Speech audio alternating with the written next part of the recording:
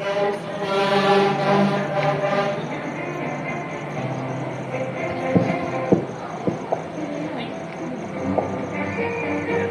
நான் எவ்வளவு சந்தோஷமா இருக்கேன்னு தெரியுமாடா? இந்த உலகத்துல எவ்வளவு குடும்பங்கள் எவ்வளவு மக்களா இருக்காங்க. அந்த மக்கள்கிட்ட நான் சண்டை போட வச்சு மக்களையும் சண்டை போட வச்சு அந்த குடும்பத்தையே பிரிச்சுட்டேன். எவ்வளவு சந்தோஷமா இருக்கு தெரியுமாடா எனக்கு. நேற்று கூட ஒரு விஷயம் பிரதான ஆச்சு. என்ன தெரியுமாடா உனக்கு? என்னதுடா? சொந்த பையனை உங்க அம்மா கத்தியால குத்தி காலி பண்றா.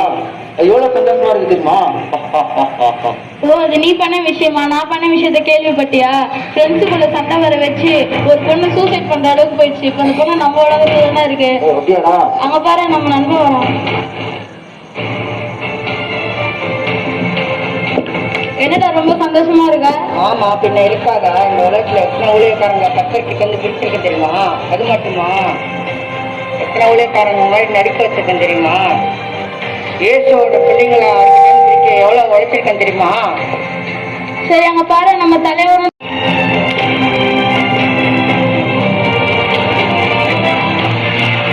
வணக்கம் தலைவரே.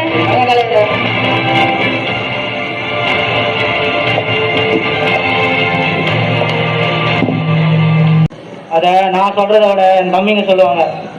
ஊனமுற்றவர்களை கஷ்டப்படுறத எங்களால. அதுவும் இல்லாம ஒரு கண்ணு தெரியாத பஸ்ல இருந்து கீழே தள்ளி விட்டு சாவடிச்சோம். அது செஞ்சதே ஒரு கிறிஸ்துவன் தான். அது எவ்வளவு சந்தோஷம் தெரியுமா எங்களுக்கு. இந்த உலகத்துல அன்பு என்ற வார்த்தைக்கு இந்த உலகத்துல இடம் இல்லாம போச்சு. எங்களுக்கு எவ்வளவு சந்தோஷம் தெரியுமா இது. நீங்களாவது ஒரு குடும்பம் ஒரு ஒரு பேரும் நடுவில் சண்டை வர வச்சீங்க. நாங்களாம் 2 நாட்டுக்கு நடுவில் சண்டை வர வச்சோம். எங்களை பார்த்தாலும் சத்தம், நகர சத்தம், கண்ணீர். இப்ப கூட காஷ்மீர்ல சண்டை வந்துச்சு, அது கூட நாங்க நல்லா பண்ணோம். அந்த எல்லாரும் கொடுக்க சொன்னாரு. பிள்ளைகளே அந்த மாதிரி வச்சுட்டோம். தலைவர்னா தலைவர் தான். சரி வாங்க, தேவதூரை பார்த்து நம்ம சந்தோஷத்தை கொண்டாடலாம்.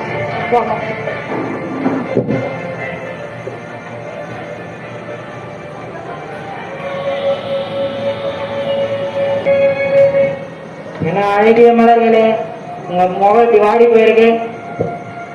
நீங்க எல்லாம் இப்போ சந்தோஷமா இருக்கீங்க. இன்னும் கொஞ்ச நாள்ல பாருங்க, ஆசீர்வாதமான பூமியா இந்த உலகம் மாறப்போகுது.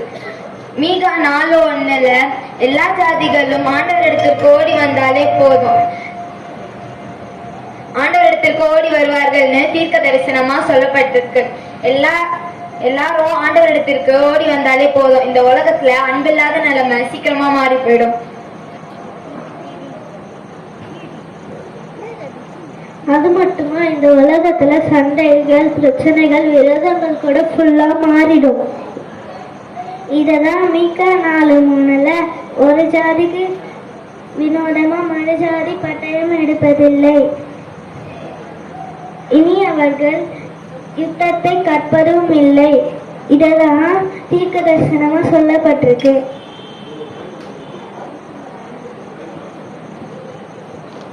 விரோதங்கள், சண்டைகள், பிரச்சனை ஃபுல்லா மாறிடும். இப்ப ஊழியர்கள் எல்லாரும் கர்த்தருக்கு விரோதமா இருக்கிறாங்கன்னு பேசி சிரிச்சிங்க. அவங்க எல்லாரும் கர்த்தருக்காக வாழ போற காலம் வரப்போகுது. இது பத்தி தான் மீகா 4:5 சகல ஜனங்கள் தங்க தேவனுடைய நம்மை பற்றி கொண்டு நடப்பாருன்னு சொல்லப்பட்டிருக்கு. ஊழியர்கள் எல்லாரும் ஆண்டவருக்காக வாழ போற அநேகர் கர்த்தராக பிள்ளையா மாத்துவாங்க. அப்புறம் நீங்க ஊனமுற்றவர்கள் எல்லாரையும் கஷ்டப்படுத்தி விரோதமாக மக்களை எழுப்பி சந்தோஷமாக இருந்தீங்க.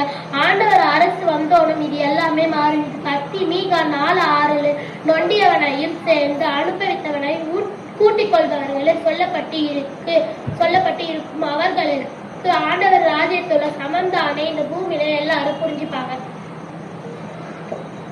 ஆண்டவரோட ஆட்சியா? அது எப்படி வரும்? அது எப்படி நான் உங்களுக்கு சொல்றேன்.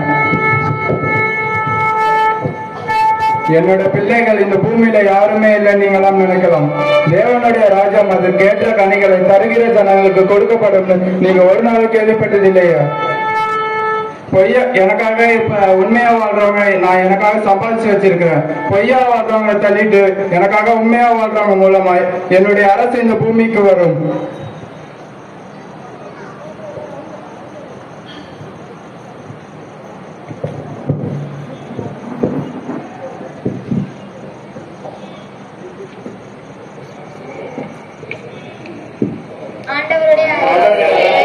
இந்த பூமிக்கு நம் மூலமாய் வரட்டும். தேங்க்யூ. தேங்க்யூ.